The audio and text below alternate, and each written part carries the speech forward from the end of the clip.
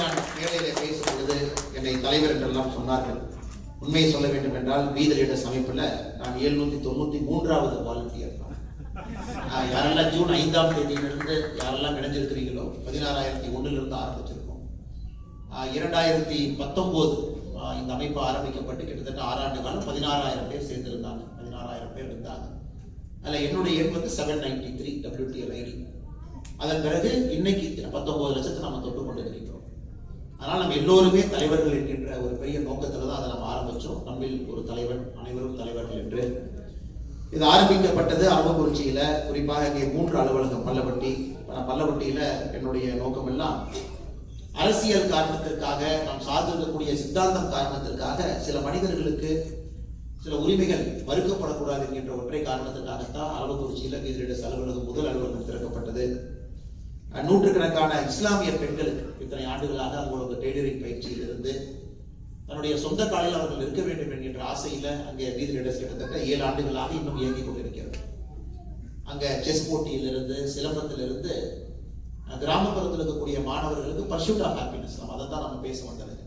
ஒரு மனிதனும் தன்னுடைய பிறப்பு எதற்காக பிறந்திருக்கின்றோம், எதற்காக வாழ்கின்றோம் என்பதை ஒரு மனிதனுக்கு புரிய வைப்பதற்கு பீதர் லீடர்ஸ் ஒரு பாலமாக இருக்க வேண்டும் என்பதற்காகத்தான் அங்கே வருது. தென்னிலையாக இருக்கட்டும், வேலாயுதபாளையமாக இருக்கட்டும், பரமத்தி வேலூர் அலுவலகமாக இருக்கட்டும், ராசிபுரமாக இருக்கட்டும், கோயம்புத்தூராக இருக்கட்டும், பாண்டிச்சேரியாக இருக்கட்டும், இதெல்லாம் கடந்த 6 ஆண்டுகளில் சத்தம் இல்லாமல் பீதர் லீடர்ஸ் இணைத்திருக்கிறதும் கூட அடுத்த தலைமுறை தலைவர்களை உருவாக்க வேண்டும் என்கின்ற ஒற்றை கருத்துல, ஒற்றை நோக்கத்துல எத்தனையோ வாலண்டியர்ஸ் தன்னுடைய நேரத்தை கொடுத்து இந்த ஆர்கனைசேஷனை வளர்த்திருக்காங்க. இன்னைக்கு ஜூன் 5 இன்னும் பெரிய அளவுல, முதல் நாள் ஜூன் 5 6ஆம் தேதி 24 மணி நேரம் முடிவதற்கு முன்பே 11 லட்சம் பேர் இதில் தன்னுடைய வாலண்டியர்ஸ் ஆக இணைத்துக் கொண்டிருக்கின்றார்கள். அதில் நீங்களும் இங்க இருக்கிறீங்க. ஒரு நிமிஷத்துக்கு இன்னைக்கு ஒரு நிமிஷத்திற்கு சராசரியாக எங்கேயோ இருக்கக்கூடிய நம்முடைய தமிழ் சொந்தங்கள் ஒரு நிமிடத்துக்கு குறைந்தபட்சம் 2 பேர் இன்னைக்கு இந்த நேரத்தில் பதிவு செய்கிறார். பொலிட்டிக்கல் மூவ்மெண்டாக லான்ச் பண்ணி இன்னைக்கு சரியாக இன்னைக்கு 30வது நாள். ஜூன் 5ஆம் தேதி நாம் அதை ஆரம்பித்தோம், 2வது முறை. இன்னைக்கு ஜூலை 5ஆம் தேதி. இந்த 30 நாள்ல நீங்க டேட்டாவை பார்த்தீங்கன்னா குறைந்தபட்சம் என்பது ஒரு நிமிஷத்திற்கு 2 பேர் லான்ச் பண்ணிருக்கோம், 2 பேர் ரெஜிஸ்டர் ஆயிருக்காங்க இன்னைக்கு. அது ஒரு பெரிய விஷயம். இந்த அளவுக்கு மக்கள் ஒரு பெரிய நம்பிக்கை வைத்திருக்கின்றார்கள். ஒரு உண்மையான genuine social transformation, ground level transformation நடக்கணும்னு நினைக்கிறாங்க. நம்முடைய சமகாலத்துல ஒரு எவிடன்ஸ் பேஸ்ட் பொலிட்டிக்கல் லீடர்ஷிப் அதில் வேண்டும் நினைக்கிறாங்க. அக்கௌண்டபிள் கவர்னன்ஸ் வேண்டும் என்று நினைக்கின்றார்கள். தமிழகத்தில் ஒரு முதலமைச்சர் ஆரம்பித்து ஒரு பஞ்சாயத்து மெம்பர் வரைக்கும் பார்த்தீங்கன்னா 25,000க்கும் மேற்பட்ட பொறுப்புகள் இருக்கிறது. ஒரு முதலமைச்சர் 234 சட்டமன்ற உறுப்பினர்கள், 39 பாராளுமன்ற உறுப்பினர்கள், அதன் பிறகு 15,000க்கும் மேற்பட்ட பஞ்சாயத்து பொறுப்புகள், மேயர், கார்பரேஷன்ல இருக்கக்கூடிய கவுன்சிலர்ஸ், 50,000 ஓட்டு கவுன்சிலர் சொல்லுவோம், குறிப்பா 5,000 ஓட்டு கவுன்சிலர், ஒன்றிய கவுன்சிலர் சொல்லுவோம், 50,000 ஓட்டு கவுன்சிலர் கூட டிஸ்ட்ரிக்ட் பஞ்சாயத்து மெம்பர் என்று சொல்லுவோம். இது அனைத்தும் கூட மிக மிக முக்கியமான ஒரு பொறுப்பு. அரசியல் என்பது பார்வையை திரும்ப வேண்டும். அந்த இடத்திற்கு தரமான குவாலிட்டி லீடர்ஷிப் அந்த இடத்துல வந்து உட்காரணும், ட்ரெயின்டு லீடர்ஷிப்பா இருக்கணும், அக்கௌண்டபிள் லீடர்ஷிப்பா இருக்கணும். அப்படிங்கிற ஒரு நோக்கத்திற்காக நாம் அதை ஆரம்பித்திருக்கின்றோம். என்னுடைய வாழ்க்கையும் கூட பல இடத்துல ஒரு நேர் பாதை என்று சொல்வதை விட ஒரு கோணலான ஒரு பார்வை. எங்கேயோ ஆரம்பிச்சு எங்கேயோ சுத்தி நீங்க முன்னாடி நின்று 2009 IIM லக்னோவில் என்னுடைய MBA படிக்கும் பொழுது அன்னைக்கு திரு விஜயகாந்த் அவருடைய கட்சியில 3 மாத காலம் உங்களை போன்ற ஒரு வாலண்டியரா ஒரு தமிழ்நாட்டில் ஒரு கண்டிப்பா ஒரு புரட்சி வரணும், ஒரு மாற்றம் வர வேண்டும் என்பதற்காக அந்த கட்சியில ஒரு அவுட் சைட் வாலண்டியரா இன்னைக்கெல்லாம் பிரசாந்த் கிஷோர் அது போல அன்னைக்கு 2009 காலகட்டத்தில் எனக்கு 24-25 வயது இருக்கும் பொழுது அங்க 3 மாத காலம் இருந்தேன். அதன் பிறகு 10 ஆண்டு காலம் சிவில் சர்வீஸ்ல ஒரு காவல்துறை அதிகாரியாக பொறுப்பில் இருந்தேன். அதன் பிறகு ஒரு மிக முக்கியமான தேசிய கட்சியாக இருக்கக்கூடிய பாரதிய ஜனதா கட்சியில 6 ஆண்டு காலம் பல பொறுப்புகள் இருந்திருக்கின்றேன். ஆனால் நிறைய பேர் கேட்கும் பொழுது நம்மகிட்ட கேட்பாங்கன்னே, நம்ம நிகழ்வுல பாரத் மாதா கி ஜெய் சொல்லலாமா அப்படின்னா கண்டிப்பா சொல்லணும். நம்முடைய நிகழ்வுல தமிழ் அன்னை வாழ்க அப்படின்னு சொல்லணும்னா கண்டிப்பா சொல்லணும்.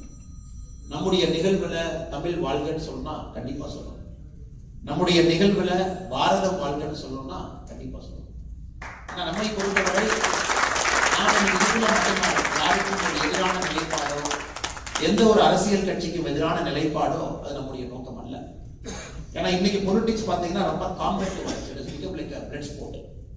காலையிலிருந்து இரவு வரை எல்லா கட்சிகளிலும் எனக்கு எப்படி ஆயிடுச்சுனாங்க, நாம் செய்வது சரி அப்படின்னு சொல்றதுக்கு நேரம் சரியாக இருக்கிறது, மற்றவங்க செய்வது தவறுன்னு சொல்றதுக்கு நேரம் இருக்கு.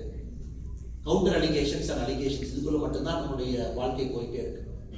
2024 ஆக்ஸ்போர்ட் பல்கலைக்கழகத்துல ஒரு 4 மாத காலம் ஒரு ஃபெலோஷிப் கிடைத்து ஆக்ஸ்போர்ட்ல ஒரு சராசரி மாணவனாக அங்கேயே தங்கி இருந்து ஒரு வீட்டில் தங்கி இருந்தேன். காலையில உணவு சமைக்கணும், துணி துவைக்கணும், ஸ்கூலுக்கு போற மாதிரி பேக் எடுக்கணும், கேஸ் ஸ்டடி படிக்கணும், அப்புறம் கிளாஸ் ரூம்ல போய் மத்தியானம் 2:30 வரைக்கும் இருக்கணும்.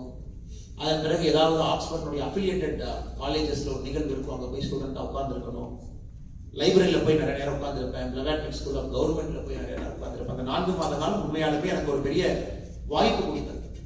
To reexamine politics, whether we can do politics in a better way. அரசியலை இன்னும் ஆழமாக செய்வதற்கு ஒரு வாய்ப்பு இருக்கிறதா, இன்னும் அடிப்படை அரசியல் மாற்றத்திற்கு நாம் செல்ல முடியுமா, can we use this time, நமக்கு என்ன சிறு அரசியல் experience, what ever little political experience நமக்கு கிடைத்திருக்கிறதோ இதை முழுமையாக ஒரு அரசியல் பரிமாண வளர்ச்சிக்காக பயன்படுத்த முடியுமா அப்படின்னு ஒரு பெரிய எனக்குள் ஏற்பட்ட ஒரு மாறுதல்.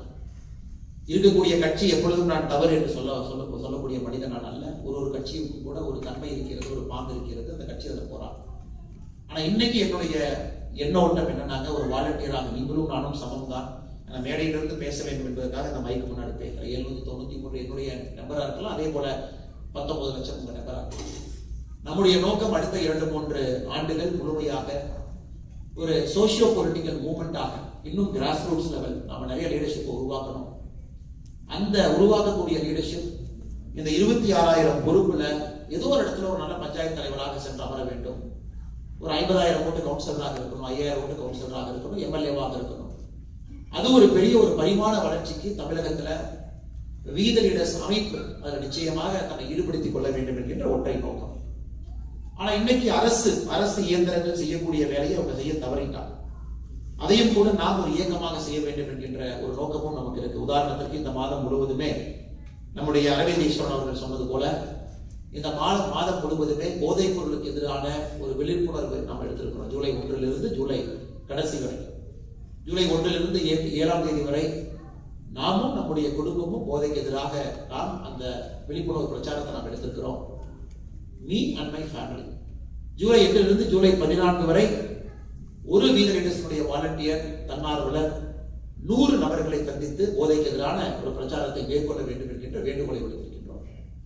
ஜூலை 15 ஜூலை 21 வரை வீத லீடர்ஸுடைய ஒரு தன்னார்வலர் தன்னுடைய பகுதியில ஒரு ஓட்டப்பந்தயமோ, ஒரு கபடி போட்டியோ, ஒரு வாக்கத்தானோ, ஒரு மராத்தனோ, ஒரு 10 கிலோமீட்டர் ரேஸோ, ஒரு டிராயிங் காம்படிஷனோ, ஒரு பேச்சு போட்டியோ, ஏதோ ஒரு இடத்துல ஒரு 100, 200, 500, 1000 பேர் அவங்க கிட்ட ஒரு மாஸ் மொபிலைசேஷன் கேம்பெயினா செய்ய வேண்டும் என்று வேண்டுகோள் விடுத்திருக்கிறோம்.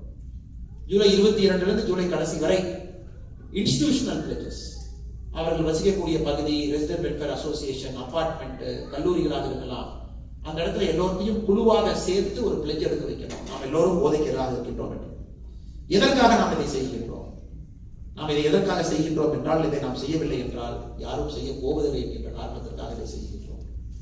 போதையை பொறுத்தவரை இன்னைக்கு தமிழகம் ஒரு அபாயமான ஒரு இடத்துல இருக்கு. தமிழகம் மட்டுமல்ல, உலகம் முழுவதுமே. காரணம் இன்னைக்கு குழந்தைகளுக்கு முதல்ல போல நியூக்ளியர் ஃபேமிலி, கூட்டு குடும்பம் கிடையாது, தனி மனிதர்களாக இருக்கின்றார்கள். இண்டிவிஜுவலிஸ்டிக், அட்டாமிக் இண்டிவிஜுவல்ஸ் என்கின்ற வார்த்தையை பயன்படுத்தணும். Every person believes is separate. கல்லூரிகள்ல, பள்ளிகள்ல முதலை போல ஒரு சோசியல் பாண்டிங் இன்னைக்கு குழந்தைகளுக்கு கிடைப்பதில்லை. டிப்ரெஷன், ஆங்ஸைட்டி, இதெல்லாம் அந்த குழந்தையை ஏதோ ஒரு இடத்துல மிக விரைவில் ஒரு போதையின் மூலமாக அதிலிருந்து வெளியே வர முடியும் என்று நம்புகின்றார். இது ஒரு பக்கம்.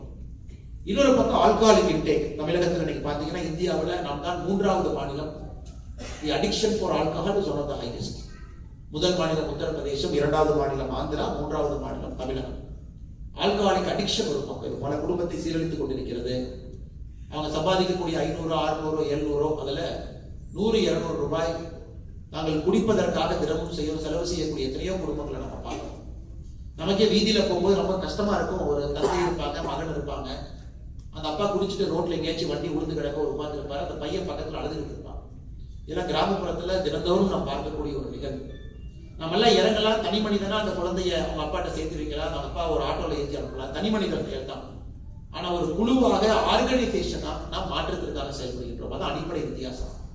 as an individual person we can help somebody. அது வித்தியாசம். அது ஒரு மனிதரை நீங்க தொடறீங்க, அந்த ஒரு மனிதனுக்கு ஒரு மாற்றத்தை கொடுக்க வேண்டும் என்று நினைக்கிறீர்கள். ஒரு அமைப்பாக, வீதிலிடஸ் அமைப்பாக நாம் இத்தனை லட்சம் பேர் ஒன்றாக சேர்த்து அதை கையில் எடுக்கும் பொழுது ஒரு சமுதாய மாற்றத்திற்காக நாம் இருக்கின்றோம். அதனாலதான் நான் திரும்ப திரும்ப எல்லாத்தையும் சொல்றதுங்க, வீதிலிடஸ் என்பது ஒரு சமுதாய மாற்றத்திற்கான ஒரு இயக்கமோ தவிர தனி மனித மாற்றத்திற்கான ஒரு இயக்கம் அல்ல. 19 லட்சம் பேரும் இன்னைக்கு நம்ம கேட்பது ஜூலை மாதத்துல 001 அப்படிங்கிற ஒரு கான்செப்ட் சொல்லியிருக்கிறோம்.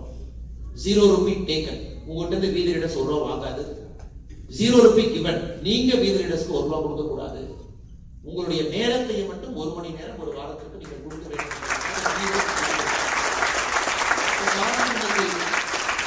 வாலண்டியர்ஸாக இருக்கக்கூடிய 19 லட்சம் பேர் ஆளுக்கு 1 மணி நேரம் கொடுத்தாங்கன்னா இந்த வாரம் மட்டுமே 19 லட்சம் மணி நேரம் கொடுக்குறாங்க. சோ இந்த மாதம் மட்டுமே 19 லட்சம் வாலண்டியர் 76 லட்சம் மணி நேரம் கொடுக்குறாங்க. சமுதாயத்தில் இதன் மூலமாக மாற்ற முடியவில்லை என்றால் எப்படி மாற்ற முடியும் நீங்களே சொல்லுங்க. அதனாலதான் இந்த போதை விழிப்புணர்வு பொறுத்தவரை அமெரிக்காவில் 1980 ரெட் ரிப்பன் ப்ராஜெக்ட் ஒன்று அரசு கையில் எடுத்தாங்க. அரசை பொறுத்த வரைக்கும் சப்ளையை மட்டும் தான் கண்ட்ரோல் பண்ண முடியும். நாங்க போய் டிஸ்டர்ப் பண்ணலாம், 4 பேர்த்த கைது பண்ணலாம். ஆனா டிமாண்டை எப்ப நீங்க கண்ட்ரோல் பண்றீங்களோ அன்னைக்கு தான் முழுமையாக போதை கலாச்சாரத்துக்கு முற்றுப்புள்ளி வைக்க வேண்டும் என்பதற்காக அந்த 1980 அமெரிக்காவில் எல்லா வீட்டுக்கு வெளியே ரெட் ரிப்பன் கட்டியிருப்பாங்க, ஸ்கூல்ல ரெட் ரிப்பன் கட்டியிருப்பாங்க. It is to create an awareness. நீங்க போதைக்கு எதிராக பிரச்சாரம் பண்ணுங்க, பேசுங்க. சோ நாம இந்த மாதம் முழுவதுமே ஒயிட் பேண்ட் ப்ராஜெக்ட் நம்ம கையில் எடுத்துருக்கோம். ஸோ இப்போ நான் அந்த ஒயிட் பேண்ட் கையில் போட்டிருக்கேன். அது உங்களுக்கு அந்த ஒயிட் பேண்ட் வெளியே போகும்போது பாருங்க. இந்த ஒயிட் பேண்ட் நம்ம கையில் போடும் பொழுது I am sending a very powerful message against addiction அப்படின்னு ஒரு தனி மனிதனாக நான் சொல்லுகின்றேன். ஆனால் நாம் எல்லோரும் அமைப்பாக சொல்லும் பொழுது சமுதாய மாற்றத்திற்காக நாம் இருக்கின்றோம். இந்த ஒயிட் பேண்ட் ப்ராஜெக்ட் நாம் எடுத்திருக்கோம். இந்த மாதம் முழுவதுமே அதை செய்கின்றோம். ஏற்கனவே சொன்னது போல நானும் எனது குடும்பமும் முதல் வாரம், 2வது வாரம் நம்ம ஏற்கனவே பேசியிருக்கோம். 100 பேருக்கு நம்ம பேசணும்.